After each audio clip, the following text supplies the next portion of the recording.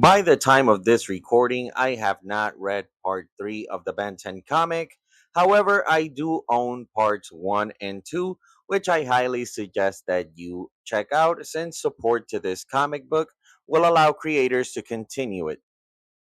Hello once more humans, I'm Roman and welcome to a new video. Today I wanted to talk about the Ben 10 comic since I think I only did a video once in the past talking about the alien designs and what I expected from it. But now that I have read parts 1 and 2, I would like to share my thoughts. Where do I believe this is going? Fun little things that I don't know, for me are pretty cool. And yeah, so if you like this sort of content, please like, subscribe, and share it with your friends. And let me know down below what you thought of the Ben 10 comic and all of that stuff. With that out of the way, let's begin. So in the past, I have stated that I was afraid that the Ben 10 comic would follow in the footsteps of that god awful reboot. I mean, just look at that piece of trash. That's why nobody likes you. Anyway, so I was mostly worried about the tone and the characters being portrayed as good as the original series, the story sticking to the source material, and I do gotta say, it does feel like a refreshing take on Ben 10. As we know, his parents are getting divorced. He is on this trip to try and get his mind off it, and Gwen's teasing is not teasing like the original series. She is more roasting him specifically for his parents getting divorced. And in here, when he runs off and gets the Omnitrix does feel more alien than it did in the original series. I don't know if that makes sense. I really like the fact that the Omnitrix is acting more like a living organism rather than just machinery. And I also like that it virtually has no cooldown.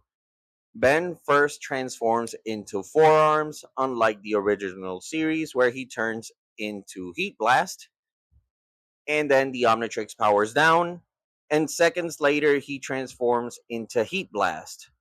And then he has the whole chain of transformations, um, which is another thing because I like that the Omnitrix is more of a part of Ben rather than just a machine, because when Ben is getting scared of turning back into human when he is in the middle of the forest fire, um, the Omnitrix immediately starts transforming him into the entire roster until he says he can't handle it anymore, which immediately turns him human. But then when he wants to become a hero, he turns into the nightmare fuel that is Cannonbolt.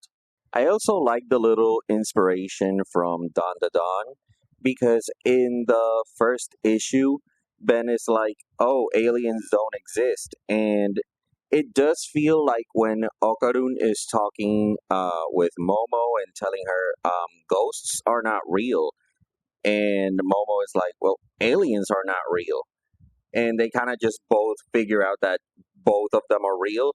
Where same thing that Ben is like, "Oh, aliens don't exist," and Gwen is like, "There's like proof of it." And then Ben just finds out, "Yep, aliens are real," just because he found the Omnitrix and all of that. So I really like that, and I also like that it feels more mature. It feels, in a way, it doesn't feel like, oh, we're doing the same thing with the same tone and the same story and all that. It does feel like, let's just say, for example, like whenever DC brings a new superhero or when Marvel brings a new superhero, it does feel like a comic book instead of just, oh, a cartoon that is just in pages, which is something I really like. One of the main fears I have with the Ben 10 comic is the roster. I could say the story, but mostly I'm going to focus on the roster. As you know, the roster from the Ben 10 aliens in the comic is the one from the reboot, and whether people want to accept it or not, the reboot was not very well received, being known as okay as the biggest compliment. Um, Also, a thing that made Ben 10 cool was the times where he was stuck as a quote unquote useless alien, like Ripjaws on land or Wild Mud, and he would have to find different ways to be resourceful and be creative just so that he could escape certain situations. In the reboot, they treated the Omnitrix more of a weapon, since they wanted to sell more toys. And every time Ben was in trouble, he got a new upgrade with a more combat style upgrade that once again was made for toys. With this more grown up comic, I would love to see Ben unlock his previous aliens instead of aliens like Slapback or Shockrock, since it would have to prove that Ben can be creative, resourceful, and overall clever, to escape situations in this more mature and brutal world. Let's also remember that the Omnitrix is a peace device made so that the user can walk in the steps of other people, in this case, other aliens. And the reboot once again treated it as a weapon, but I would like to see the essence and the true meaning of the Omnitrix come back in the comic. Plus, it would be awesome to see a whole storyline where Ben fights off Ghost Freak or something similar like that. I think that would be really cool in this new, mature, and more unrestricted comic book. Another thing I do like about this comic is that Mac's secrecy is not that good. In the original series, he did have some mystery to him, but here it's more of like, yeah, this guy is not just a regular grandpa, like in the reboot. Um, he is kind of clever. He is a great actor in a way where he is called into the military base and he's like, oh, I don't know. And then they ask about his past and he's like, oh, I'm just camping. Well, yeah, it's pretty cool to see that Max is not a loser. um and I also like seeing that Gwen is not dumb either or useless, once again like in the reboot.